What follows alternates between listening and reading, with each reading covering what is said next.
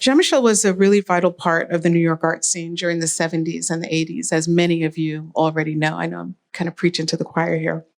He first met Kenny Scharf, this gentleman over here, in 1979 at the School of Visual Arts. And Kenny, was it 78? There we go. And Kenny will fill you in more on that encounter and what that was about. But they then exhibited in some of the same group shows, and their paths crossed many, many times in the downtown clubs and in the East Village art scene. And they developed a friendship. They both produced, both Kenny Scharf and Jean-Michel produced commissions for the Palladium nightclub, which is, we're sitting in the recreation of one of the rooms in the nightclub. And Jeffrey Deitch, art dealer and curator, first encountered Jean-Michel's work in 1978, and he'll share more about that encounter in a little bit as well. And in 1980, wrote the first mention of Jean-Michel's work in the press. I did not know that.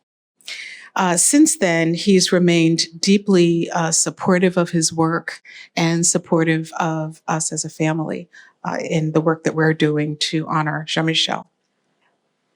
Jeffrey Deitch has been involved with modern and contemporary art for nearly 50 years as an artist, writer, curator, dealer, and advisor.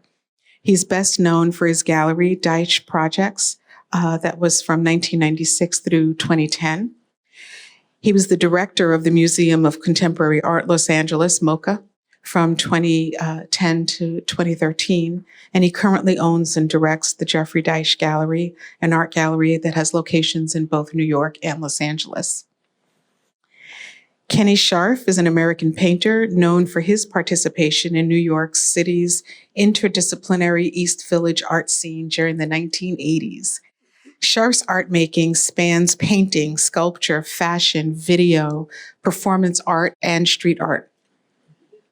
His work has been exhibited widely, including in exhibitions at the Museum of Contemporary Art, Los Angeles, the Museum of Modern Art in New York, the San Francisco Museum of Modern Art, I'm going to mispronounce this, the Stedelijk, thank you, Museum, Amsterdam, and the Whitney Museum of American Art, New York. Jeanine Heriveaux is my sister. And, well, you should clap. Let's hold it so we clap for all three. Jeanine is my sister, and Jeanine and I are both sisters of Jean-Michel. She is the co-executor of the Jean-Michel Basquiat estate, along with me. And she is an amazing and phenomenal human being. And she and I do the really heartwarming and also hard work of preserving Jean-Michel's legacy and of ensuring that his work and his legacy is honored and respected, and just making sure that we kind of have his back as sisters often do. My name is Lisane Basquiat. I'm Jean-Michel's sister, and I'm also the co-executor of Jean-Michel's estate along with Jeanine. And so, first of all, give them all a hand, please.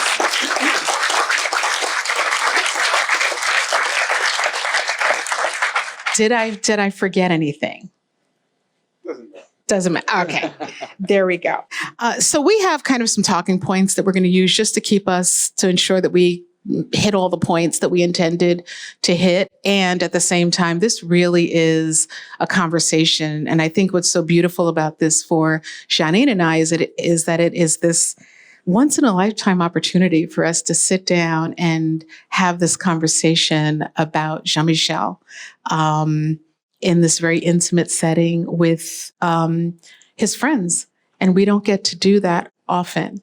And so that is what makes this one of the reasons that this is such a special experience for us. And I just want to really thank both of you, because I know you're both incredibly, incredibly busy, and really want to thank you for taking time out of your lives to come and sit down and chat with Jeanine and me about Jean-Michel. Yeah. So I guess, why don't we start? Go ahead. No, I was going to say I would love to hear from Kenny, his first meetings with Jean-Michel, what that downtown New York art scene was. You got it. Let's do it. So I moved to New York City at the age of 19 from LA, grew up here. And I had this idea in my head about why I needed to be in New York to be an artist. And I wanted to meet exceptional people that I knew were there. And so I arrived at School of Visual Arts, and I was kind of disappointed in my very first couple days. It just seemed like all the kids to me looked like the same suburban kids where I grew up in the Valley. Just the same. I was like, and they were suburban kids from Long Island mostly. And they all looked the same. And I was like, oh, that's not really what I think. And then one day, I walked into the cafeteria. The cafeteria of SVA was kind of this hangout place. And there is Jean. He was 17, I'm 19. And he just kind of looks at me, and I lock eyes with him. And my first reaction was like, who is this guy? He was intense. He had an intensity about him. And he looked at me and he said, let's see what's in there. And I had this, those portfolios that artists used to walk around in this black with the zipper. So, oh yeah, okay. And then I show him this painting, and he says, you're going to be famous. I was like, what? Like, what a thing to say to someone that you just met. And I just was like, what?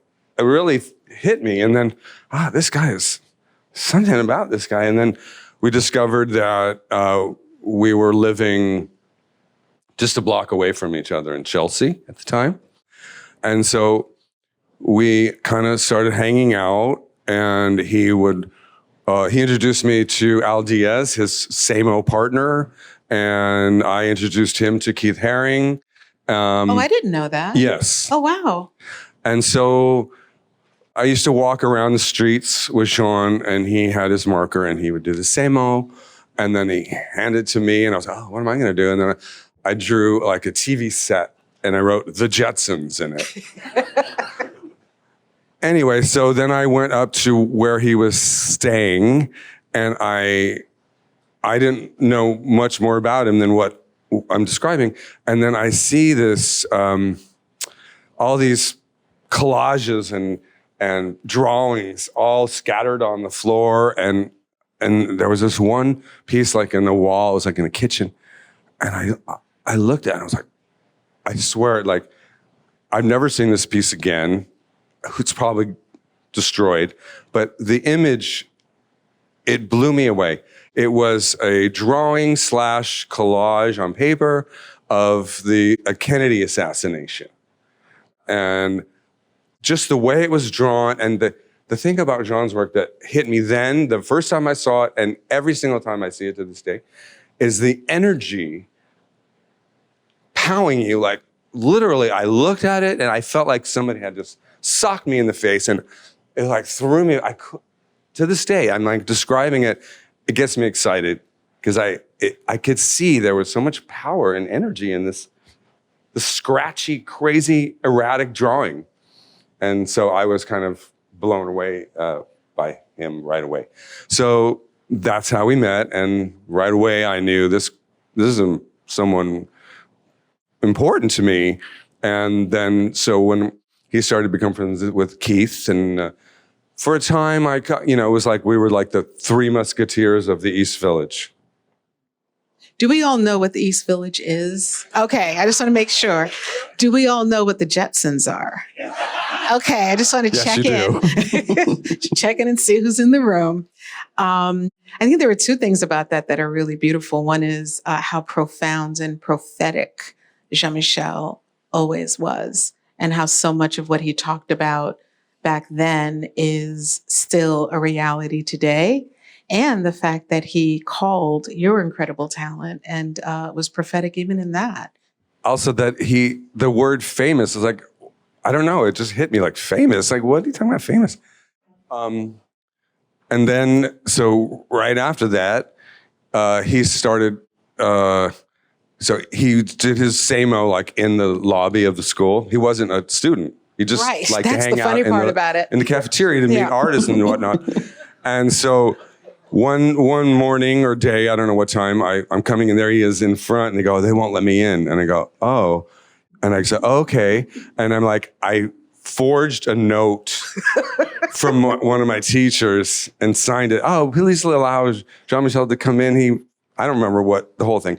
And he went inside and he bombed the entire school. It was insane that the people were freaked out. That all the people. Anyways, my note didn't work after that. It didn't work out. It wasn't so No. good. They were That kind was of the done. last They that were a was little hanging done out with in you the and your lobby, letters. Yeah. That's so cool. Jeffrey. So what's really special about Jeffrey, and we'll talk a little bit more about this later, is that I was introduced to Jeffrey after Jean-Michel passed away. And Jeffrey was also a friend of Jean-Michel's and was the person who read the eulogy at Jean-Michel's funeral. And so it is extra special to be able to sit here and have this conversation with you all these, years later. And yeah, I just wanted to acknowledge that. Yeah. That was a very sad experience. I remember it vividly. And I had become friendly with your father, Gerard. And so during Jean-Michel's lifetime, and the friendship extended really 20 years beyond. That's right. Yeah. So I think to follow up on what Kenny was talking about, so Jean-Michel had this inner compass to get himself right to the center of the discourse. It's an amazing thing he had. So I remember going around, this is in the late 70s, and I was so intrigued by the SAMO tags all over. But if you visited the coolest people, there was a SAMO tag outside their apartment door in the hallway, or on the street, the entry to the building, or in the most interesting clubs. He just understood. He got himself right to the center of the discourse and met the most interesting people and made relationships with them. And I think it's amazing that he attended the School of Visual Arts and got free art supplies and the other set without being a student. He hung out at the School of Kenny, Visual maybe Arts. you can talk a little more about that. I think that's amazing. He just wanted to be where the artists were. And he was only 17 back then when he was hanging out in the cafeteria. So how did you meet him, Jeffrey? So I had seen the SAMO tags. Then I saw the band Gray a few times, and people pointed out that that's SAMO. And I remember a vivid memory of him hunched over this black box sound machine. That was his role in Gray. But I didn't meet him until right after the opening of the Times Square show. Okay. So I thought that his contribution was just fantastic. And I was determined to meet him. That was when I learned for the first time that there was an artist named Jean-Michel Basquiat who was part of SAMO. And it was Diego Cortez, a great friend of ours, who made the introduction. And so that was sometime the summer of 1980. And what was your first impression? What was that encounter like, that moment like? Well, similar to what Kenny was talking about, Jean-Michel had this remarkable charisma. And the power that we see in the art, he embodied in his persona. So sometimes artists, it's hard for them to find their way and get discovered. But from the very beginning, the other artists in the scene and the writers and the hangers-on, they all knew that Jean-Michel was an extraordinary talent. It was clear from the very beginning. And so the physical presence, the style, the just really tremendously powerful intelligence. And so over the years that I knew him, I was always so impressed with his photographic memory that he would recall some snippets of conversation that we had had 3 years previously. He remembered everything. And, that's so much part of the work. And you look at this, and he would flip through an anatomy book, a history book, and retain all the images. And then, like someone does now with an AI generator, he turned it back into his own unique vision. So Jean-Michel was like the first poster before social media got started, and he was like one of the early AI folks. Well, see, he was brilliant at communications. So the phenomenon of SAMO was really something. This took over New York City, downtown New York City. Keith Haring had also kind of instinct with the subway chalk posters. So understanding how to communicate and being present without his physical presence and extending his presence, that was a pretty remarkable thing that he figured out. Jean-Michel was quite dramatic, as you all can tell from his art, and just in everything. He was really, really dramatic about and courageous about the ways that he ensured that he was in the right spaces and meeting the right people. What I'd love to do before we move into more of this conversation is I'd love to also put this into context to better understand how each of you got into art. Like, what was your journey like? How did you wind up here or there? So we'll start, Kenny, I'll start with you.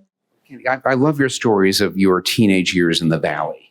And I've not heard them. And Let's all with pull like up a a shop chair. where they sold comic books and things. So that it's a great story. So I've always made art. One of my earliest, strongest memories is finger painting in nursery school. I exactly remember what it felt like and looked like, and I just knew. I was like, this is my thing. So I've since I'm 3, this is kind of what I do. And then my parents were very supportive until high school ends, and you're like, okay, now what are you gonna do? I'm like, I'm gonna be an artist. What are you gonna do though? But you got to do something. Like, so anyway, I studied art history a little bit at UC Santa Barbara, but I had no art in my life growing up in the Valley, very suburban, Van Nuys. I didn't know other artists. I used to go to... Oh, you didn't? No, I didn't know any of that. I used to go to these head shops that were all over LA. And in the head shops, they had psychedelic posters, and they also had slot cars. Is there any old like me knows slot cars? So they had slot car, it was just kind of... The slot car is the thing where you put the quarter of the dime in and you have your own car, and there's a track, and everyone collects these cars, and you put them on this track and you race them. Hot Wheels? Is that what No, it wasn't Hot Wheels. They were this big. Oh. It was a thing, and it must have been the 60s. That must have been a West Coast thing. Yeah, Okay. West Coast. So I used to go to the head shops, and then I'd look at the posters, and then they had, this typical like psychedelic acid kind of things, but they also had Magritte, and they had Dali, and they had some Rousseau, and so they had some artists as well that I was, this is interesting. And then I don't if all the people that grew up here in LA, when my parents, he really likes art, let's take him to see Pinky and Blue Boy at the Huntington Garden. So that was nice of them. So there I was like, this is a big deal.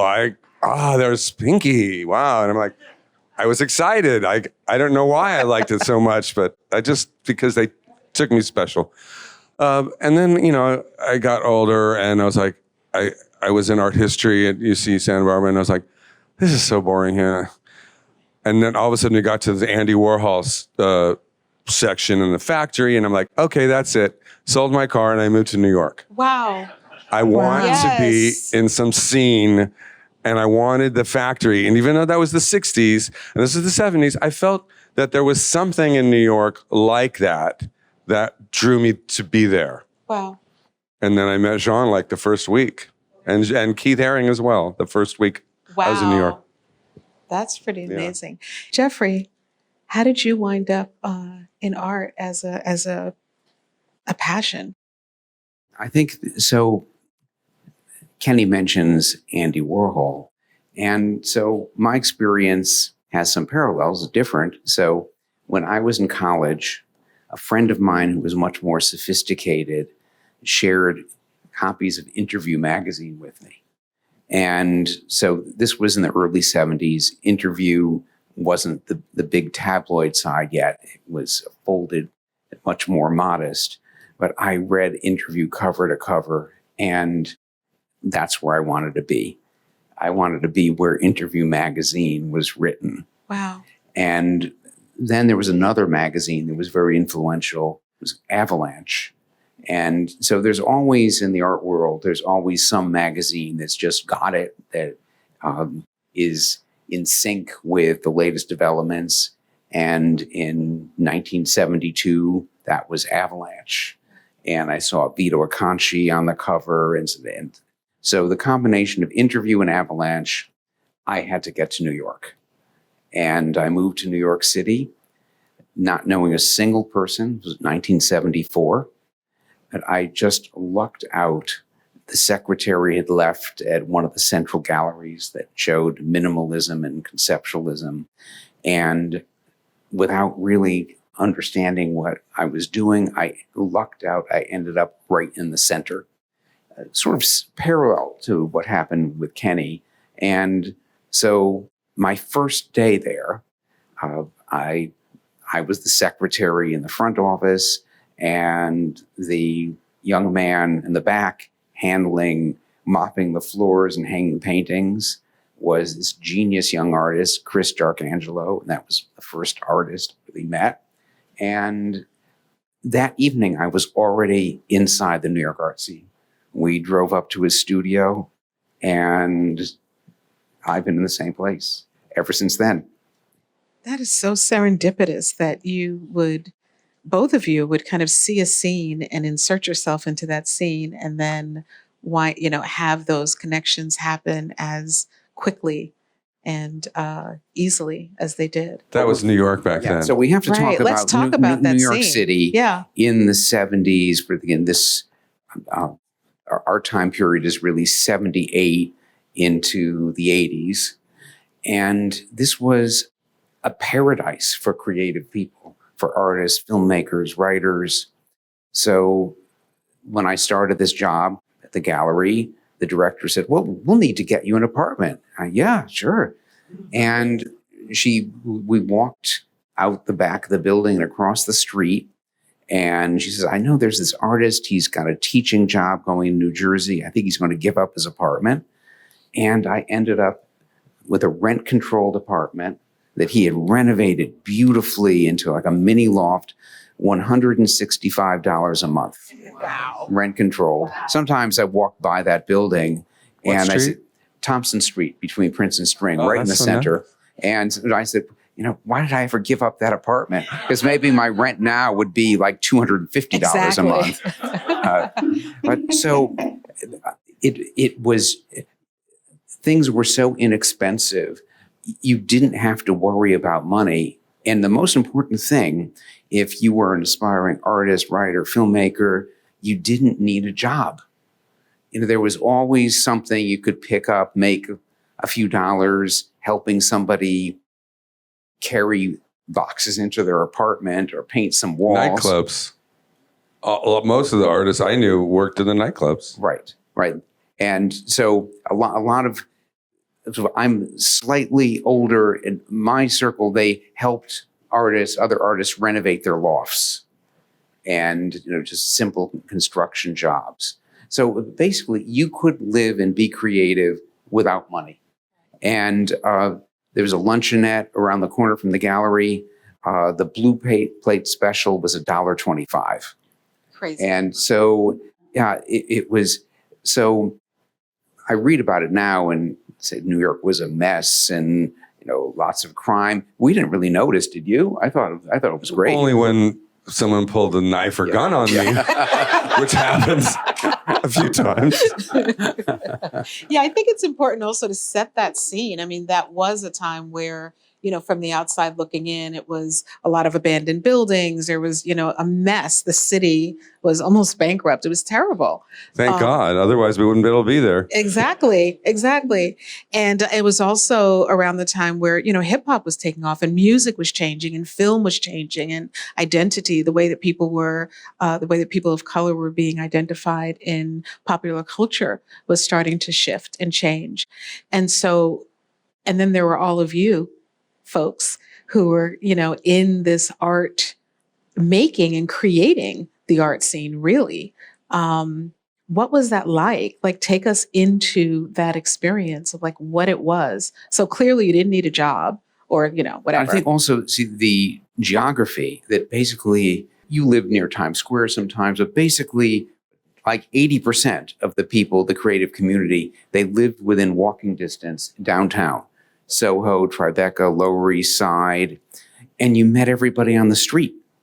You didn't need appointments. You didn't need to. People didn't really have the money to go to restaurants and things, but you didn't need it because you met sitting on a loading dock. Mm-hmm. Yeah, everybody. It was like just walk out the door. You don't have to think, oh, what am I gonna do today? Should I go here? Should I go there? You don't know what you're gonna do. You walk out the door and there's someone. Oh, what are you doing? Oh, I'm going here. Oh, I'll go with you. And then you go there and you go, oh, and by the day is over. You've been to 10, 20 places and gone on a crazy journey. You have no idea what was in store on any given day.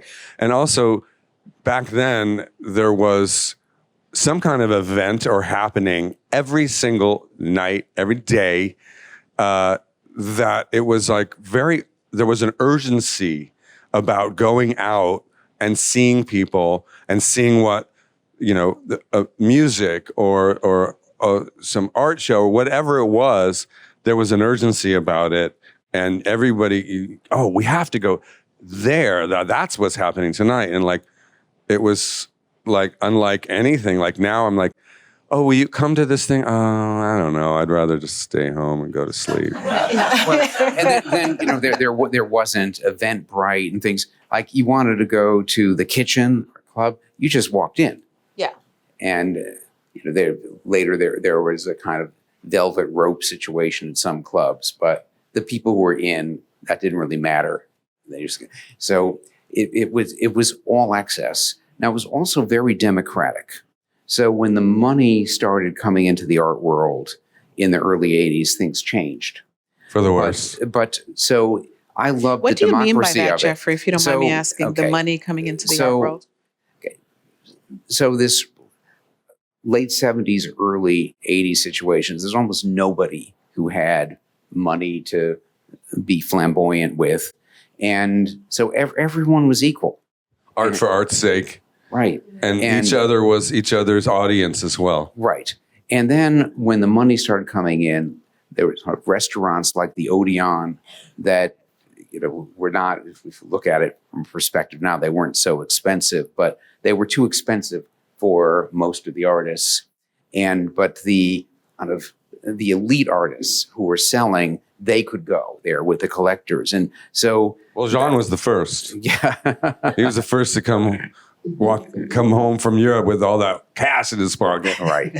Falling out. Odeon has great burgers also. I don't eat meat anymore, but burgers in New York, the Odeon are amazing. Yeah. So things started in a different way, and there's the Odeon, Mr. Chow, and so there's sort of that period prior to that, and then there's sort of New York in the 80s with Mr. Chow with the Palladium, where the artists connected with fancy people. Mm-hmm. Unfortunately for me, it wasn't so fun anymore.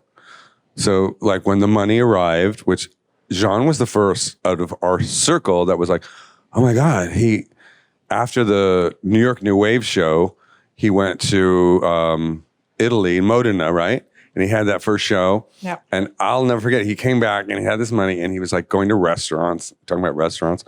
And it was like, oh, and it was like this weird, almost like a panic set into the scene where everyone was like, oh, I better make money too. And the whole, I'm not blaming Jean, but it did happen. As soon as that happened, there was this mad like thing about making money. And for me, it lost a lot of the romanticism and the fun of it was over. I remember my first time at Mr. Chow's, and I wasn't used to fancy restaurants and sitting down. I was used to dancing all night long, you know, sweating and drinking and dancing. So then all of a sudden my nightlife became sitting in a restaurant. And I was like, I can't, my ass is hurting me. I'm not used to sitting so much. And it was like, how do I be adult? Is this what adults do? Yeah. Like at the same time, I was going along with it because, of course, I had an ambition and I wanted to make money and show in galleries and museums and everything. But at the same time, I felt a little bit sad that it wasn't so much dancing anymore. It was sitting. But also, see, this new art world, it created a structure that carried the art beyond our little community and brought it to the world. Right. Can we just go back a little bit? Jeffrey, you mentioned the Times Square show, which both Jean-Michel and Kenny were in. I'd love to hear a little bit more about that show and how that came about. I'm just going to take a little credit here. Let's do it. Because so I had the show at Club 57 and someone named John Ahern, you might know, there's a great artist. He was part of this group called Collab. And so John Ahern was at my show at the Club 57 and he said, oh, we're doing the show in Times Square. Do you want to be a part of it? Of course I do. I don't know anything about it, but yes. And so told me where it was and when to come. And I went and got Jean and Keith to come with me. They were not invited. I brought them. Wow. And then what an impact both of them made on that show. Yeah. So this is so, you know, if you read art history, there are defining events of exhibitions like the first Impressionist show and things like that, that they're really historical markers. And the Times Square show had that kind of role of setting the agenda for the 1980s. And so as Collab was a structure so that downtown artists could get grants, is that they weren't selling art, but there was, at that point, the New York State Council on the Arts would give like $20,000 to an art organization. And so that's what Collab was about. So they took some of that money and they rented for next to nothing an abandoned massage parlor on 41st Street, right below Times Square. And it was a crazy building. It was perfect for this, with show windows, basement, lots of different rooms. And so it was artist organized. One part was John Ahern, Tom Otterness, and then Kiki Smith and some of the women. A lot of them worked in a bar called Tin Pan Alley in Times Square. And so it was their sector, a few other sectors. And this was where uptown and downtown came together. Our friend Fred Brathwaite was very involved, and he brought in some of the graffiti artists. And so it was where you had the mixture of art school artists, or out of people who just came out of New York City community. And it created this mix that defined the 1980s. It was like the graffiti artists from uptown met with the new wave artists from the East Village. And that's when Keith, a week later, started doing his subway drawings after the meeting. I didn't know that. Okay. And so this was not an exhibition. People go to the opening and that's it. It was on the whole summer. I was there basically every night. And it was like an artist club. So it's like a and scene. there were performances, people hung out on the sidewalk. And that's how a lot of us built friendships. It came out of this Times Square show. And so there was a fashion room that I remember very well that Jean-Michel was part of. And There were racks of clothes and things, and his contribution was painting the walls. And I wrote a story about the Times Square show for Art in America, and in the Art in America article was the first time publishing in an art magazine as well. Yeah, it was the first time that Jean-Michel Basquiat was mentioned as a significant artist. There were stories before about Samo, but it's the first mention of Jean-Michel in the press. Wow. Well, thank you for that on behalf of Jean-Michel. Also, I think we might have pissed off some of the collab people. We did. Yes. Just saying. That's okay. I think that's a good thing. I think that's a wonderful thing. I think what's also really interesting is that every artist kind of they have their journey and their intention and their goal, and it's not always the same. I think back then an artist or the persona of an artist was like this one way of doing art, of creating it, or not necessarily creating it, but of being an artist. And I think that one of the things that Jean-Michel did was he kind of turned that on its head and created new possibilities, while also creating kind of this dichotomy of like his group, his friend circle, and then what he was doing, and the ways that that he was choosing to approach his career. So I can see where it's like, on one hand, it's like, we're all having fun. What are you doing? Dragging us over to do this other thing. And on the other hand, I think it's amazing because it opens up the world for artists and also for artists of today, who can imagine and create their own footprint in the way that they want to have it, So think of like the difference between an artist like de Kooning or Rothko, an abstract expressionist struggling in the studio, and then the kind of artist that Kenny became, or Keith, or Jean-Michel, opened up to the world, where their borders were blurred between art, performance, music, fashion. All unique. And so it's a whole new type of artist. Which was inspired by invented. Andy. That's right. Exactly. Yeah. Kenny, can you tell us more about this Mud Club exhibition in 81 that included both, I guess, all three of you? It was called, what was it called? The name of the show? Was that Beyond Words? Beyond Words. Yeah. Exactly. Yeah. So Keith Haring was given the space in the Mud Club building by, I'm spacing out of the guy. Steve Mass, the owner of the Mud Club. Steve Mass had been hanging out at our little hangout, Club 57, and he kind of hired all of us to take over the Mud Club. They actually, one night only, hired me to be a doorman. Oh, really? And I'll just say really quick. So I'm there. I'm not a doorman, and I'm not a good doorman. And there's this guy, and I look at him going, who does this guy think he is? Trying to look like David Bowie. He's too small. He's too skinny. And I wouldn't let him in. And then literally the guy, he was so nice, and I let everybody in, and he was just standing there waiting. And I was like, okay, you can come in. And then literally within 2 seconds, it was like a wildfire. David Bowie's here, David Bowie's here. And I was like, oh my God. Because David Bowie's like my hero. And there I was like, you have to have the right person for the right job. Yeah, I wasn't good at that, so that didn't last. But Keith was given this space, and so he curated this show, Beyond Words, which was pretty much all those people that we had met at the Times Square show and Fun Gallery. I don't know if it was before or during or around the same time, the same kind of confluence of the Uptown, the Brooklyn, and then the East Village, the graffiti, the new wave, hip hop, all this kind of merging together was very exciting. What was the Fun Gallery? Because I know people, it gets important. talked about a lot. Let's talk about it. So Kenny named the Fun Gallery. Oh. Yes, I did. Look at you. So Patty Astor, who was in Wild Style, have you seen Wild Style?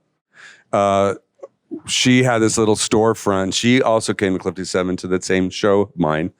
And she, do you want to do something in there? And I said, okay, what do you want to call it? Let's call it Fun Gallery. And then the name stuck because they didn't want to change the, they were supposed to, each artist was supposed to name the gallery, but she'd already made the cards for it. So she said, we're not paying extra. So it stayed the Fun Gallery. It works. So And what that was was it? Like, brilliant. what happened there? That it could not have had a better name. Yeah. And also, the logo for the gallery was Kenny's. Yes.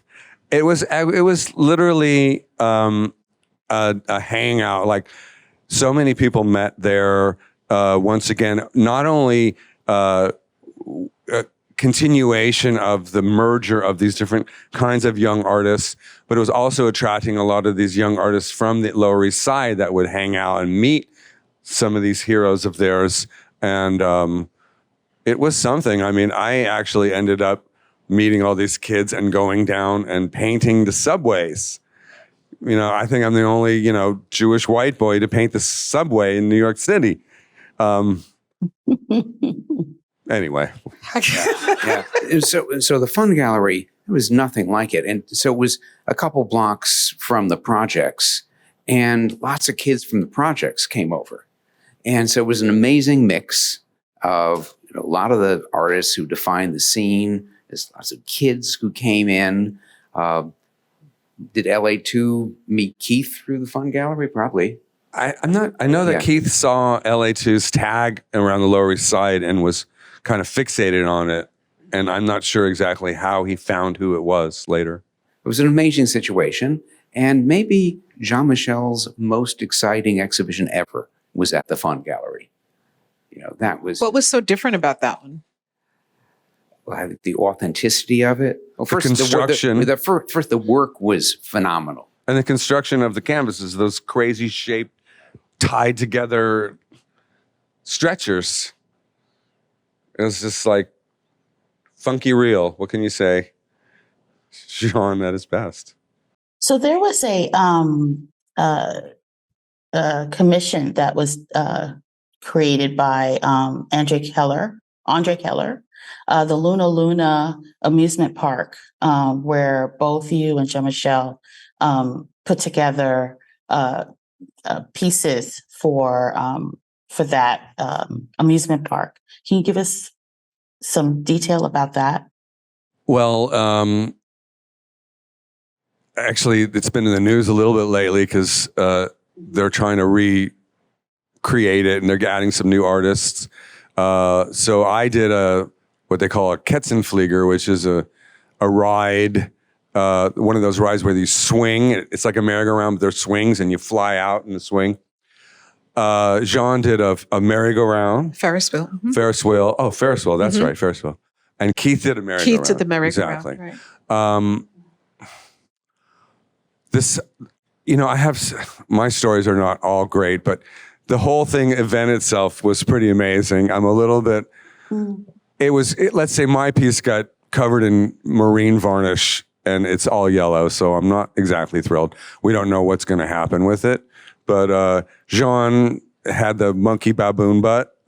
He sure did, yeah. And some of the words that he used on other works on there as well.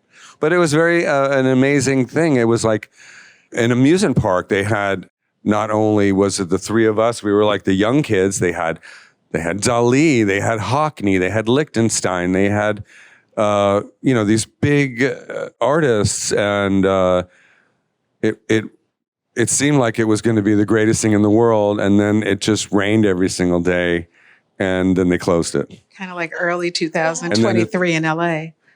And then it just sat in storage and rotting and yellowing, and now it's back. It's getting cleaned up, and we'll see what happens. Yeah. And I know we talked in the green room about this a little bit, and I know that there's a piece of that for you as the artist where you want to make sure that it shows in the way that you intended for it to show. Yeah, the marine varnish doesn't look so good. Yeah, so we know you're not happy about that. They can't take it off, so we'll have to figure out what's going to happen. I don't know. How were you approached for that project?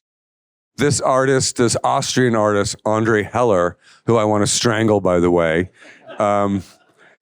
is the one that approached me and all the other artists. And it was very exciting. It was like, oh, here, we're going to give you $10,000, which even then wasn't that much money for what we were doing, but it's going to travel around the world for 5 years, and it was going to end up in the United Nations permanently. We're like, oh, fantastic. Yeah, to be part of that. Well, that didn't happen, but it's nice to see that it has a new life, or it might seemingly having a new life. And I put all my heart and soul into that. I moved to some warehouse near Vienna for almost a month painting it myself. So it was very hard for me when it closed, and then they never spoke to me again. So, things happen. And I would ask you about that. You thought the whole thing was destroyed. It was gone. No one ever told me. No one would communicate with me. But now here it is. I think that's one of the beautiful things, from the outside looking in, and we were talking about this again in the green room, just this idea and this energy of, the artists that were around there, you, Keith, Jean-Michel, and the fun in being able to participate in putting together an amusement park. Like, what was that about for you? Just, Well, for me, it's perfect for my art. Like, I would love to do a whole amusement park. Playful, absolutely. A water theme park. A million ideas I would have about that. But, just once again, it's very thrilling and exciting to, like, I'm a believer, of course, in hanging a painting on a wall in a gallery or a museum. I think that's great. But I also believe in getting outside of the normal ways that people are used to seeing art. And an amusement park is a fantastic way to involve people. So it's not only something you look at, it's something you can actually be in it and sit in it and have fun with it. And also it's art as well. So engaging. So that's part of the philosophy that I've all embraced my whole life pretty much. It's like things that getting art to actually be a part of your life, not just something to look at. Right. And there's almost like there's a sacredness to it and a beauty to that, but then it's also very kind of accessible. Well, it elevates. Right. In order to, if you're using the art in your life, it elevates you. It takes the everyday experience and brings it into a higher level. So we need art more in our lives, not just something to look at. Yeah. So right now we're sitting in the Michael Todd room, or our recreation of the Michael Todd room. Recreation, though, is a good word. These two paintings were created by Jean-Michel for Michael Todd room. But you also were included in that. And so I just wanted to, start that conversation about those commissions that were created for the Palladium nightclub. Well, we were very involved in nightclubs in general. That's how a lot of us supported ourselves. Bartenders, doormans, as you heard, go-go dancer even. Whatever it took, we would do it. So we were involved in nightclubs. So when Steve Rubel and Ian Schrager from Studio 54 time got the Palladium building, and Isozaki, the Japanese architect, redesigned it. It was very slick. It was a whole other step up in another kind of world that we were not so used to. But they asked us to do, we were called the artists are the rock stars of today. That's what Steve Rubel said. We were very happy to be that rock star, but I'm going to take a little credit for these paintings, not painting them, of course, but convincing Jean to be a part of it. Really? Yeah, so I wanted to do it, and then Francesco Clemente was part of it, and Keith Haring was a part of it, and John was kind of hemming and hawing, and I said, come on, you got to do it. And I think I was the one that convinced him to do it, and then bang, I swear he did this the next day. We couldn't believe it, the way he knocked this thing out. It was like, phew. Yeah, we heard that he did it in 2 days. Yeah, it was amazing. I was like, oh, what's John doing? Oh my God, he did it already? It was like, when did he do this? That dude is productive. Yeah. Threw that up. He did, Let's talk about, so I got the 8:30 sign. I can't believe we're coming, time is passing really quickly. And I want to make sure that we get in some of these other moments. The New York New Wave show. Jean was basically a huge star. There was like, how many hundreds of artists in the show? Curated by Diego Cortez. Came after the Times Square show. And basically, Jean totally stood out. And that's how, I guess from there, his show in Italy came. And that's when he came back with all the money in his pocket. It's so funny how that's your recollection of that he entire actually experience. had the punk and stuff. Yeah. And we were like, whoa, look at these cash. Like, Well, that was a step of how he went from the underground in the art scene to being above ground. Right. Wow. So there was a very strategically placed wall, salon style hanging with the 20 works of Jean-Michel. And that was the central experience of New York New Wave. and there are hundreds of artists. Right. A lot Yeah. of it was photography, but it was a remarkable portrayal of the visual component of that scene and about the mixture also of art, music, just scene, and seeing that wall in New York New Wave. That's how Anina Nozay got interested in the work. That's how Bruno Bischofberger got interested. And I know the major painting was bought by Christophe de Menil from the famous art patron family. So that was the accelerator. Mhm. And it was an amazing thing. Diego Cortez is a very important person in all of this, in Rest in helping Who passed away a year and a half ago, I think. Jean-Michel go from the inside scene to connection with the whole world. What about the Mud Club exhibition? So I understand, and I did not know this before looking at the notes that were pulled together. I understand that this took place in 1981, just to kind of set all of this in a time frame, and that Keith pulled it together. Can one of you or both of you share a little bit about that, the Mud Club, what that was about, and Well, it was basically, Keith was very inclusive. So everybody could be in it if they wanted to. I know it was curated, but if you really wanted to be included, you could find a way, unless we absolutely hated you. And then, of course, you weren't. and that's the fun of it, right? But a lot of people that we didn't know, oh, yeah, okay, he included them.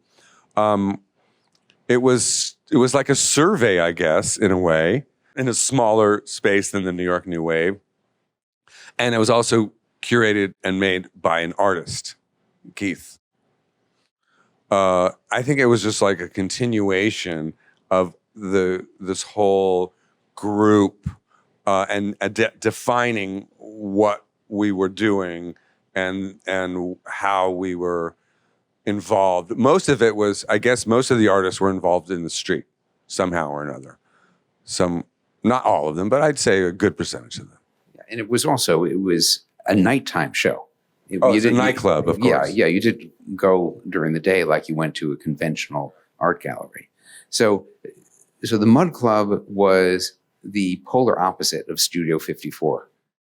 And so the Mud Club was essentially one bare, modestly sized loft.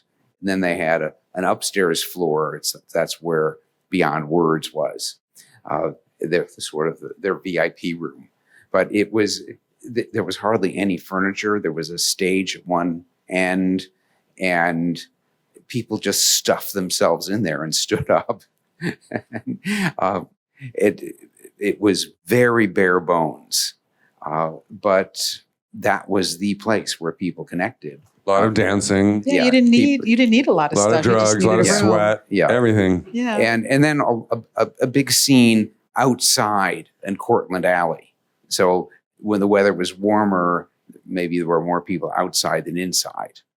I think that's one of the things that's so different today about like that club scene, of the 80s where, you just went into a room. There was nothing there. It's just music. It was dark. The music was loud as heck. And it was just like people up on each other dancing, And Jean was, what a dancer he was. I know, He had I a special style of dancing. He did. Can you do it for us? I will, No? maybe with the music I can do this. No, he loved music. He special DJ'd a little movements. bit, like the whole thing. I know. Well, for instance, like he had this I'll tell you a funny story. I wanna So hear my it. very first show I had was at Fiorucci. Does anyone know this fashion store? 1979, Fiorucci celebrates the new wave. Klaus Nomi, do you know who this is? A performer. So Klaus performed, I had some paintings. And then about I don't know, 2 weeks later, Jean decided he wanted to have a show at Fiorucci. So he and this other friend artist, John Sex, Jean made this painting and this wet oil painting. And remember, they threw it in like St. Mark's Place and the cars had tire tracks on it. And then it was like this crazy, messy, wet oil painting. And so, okay, we're going to go to Fiorucci and show them the work and get a show. So Jean walks into Fiorucci, and Jean had a certain way, as you know, of flailing his arms and his body. It was almost like he had so much energy coming out of his hands. He had to let it out. As you can see, that he would knock things over, and when he walked by, things would break, right? My whole apartment, for instance, is broken. I'm so sorry. When he come over. Not that I had anything that, whatever, but I remember lots of things breaking. But so then he walked in there with this wet painting and immediately got the wet paint all over the clothes. It was a fashion store. It wasn't a gallery. And they kicked him out. And I don't know why he got mad at me. Did he? For a long time. What other stories do you all have? I'd love to. I think we'd love to hear some stories. Too many A stories. few. Well, that's a good one. That's an amazing one. That's actually really funny. Some I can't tell.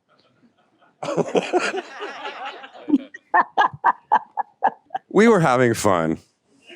Yeah. Everybody was. As you So lots should. of fun As you going should. on. Yeah. Yeah, and I think, you're also all in this creative energy with each were so other. young. We were and you teenagers. were young and Yeah. playing and music and, And it was literally making wild. art. Yeah. People say it was wild. It was wild. Yeah. And I urge you to look up on YouTube and see this amazing video of Klaus Nomi performing with Kenny as one of the backup dancers. We need to put that in the wherever the little a link to that so we can all look at that. Jeanine, any closing comments? For me, it's been such a pleasure to sit here and be in attendance of both Jeffrey and Kenny. Kenny's someone that I've been wanting to hear from for so many years, and to hear all your great stories. Quite frankly, I'd love to sit with a beer and talk about all those other stories that you couldn't tell. That's right. You got it. We want to hear that for sure. Yeah, I think I said this in the beginning. I just want to really thank both of you for your time and for your friendship. And for us, our brother, we've lost our brother, and our father's passed away, and our mom. And it's very special to have the ability to, all these decades later, still be able to have conversations with people who help us, and help to fill in some of the blanks for us. Because as we said before, not only was Jean-Michel not walking around with a beret, but you're just living your life. And so a lot of these stories for us are such a treat for us to be able to hear from both of you, and to hear how you've both been impacted by your friendship and knowledge of Jean-Michel. And so thank you for taking the time.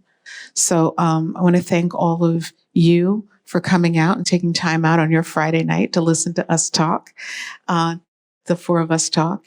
And again, I just really want to thank you two gentlemen for everything, for doing this tonight, and also for everything that you're doing in contribution to the world of art and to the world of expression, and the community building work that you're both doing, and the ways that you've poured your energy into this movement that you're both a part of. And so thank you so much for doing that on behalf of all the emerging artists who are kind of watching and, wanting to figure it all out. Just thank you for that.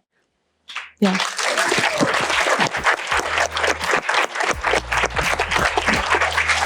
Okay. Well, have a wonderful night. Thank you so much. Jeanine and I appreciate all of you so much, and take care.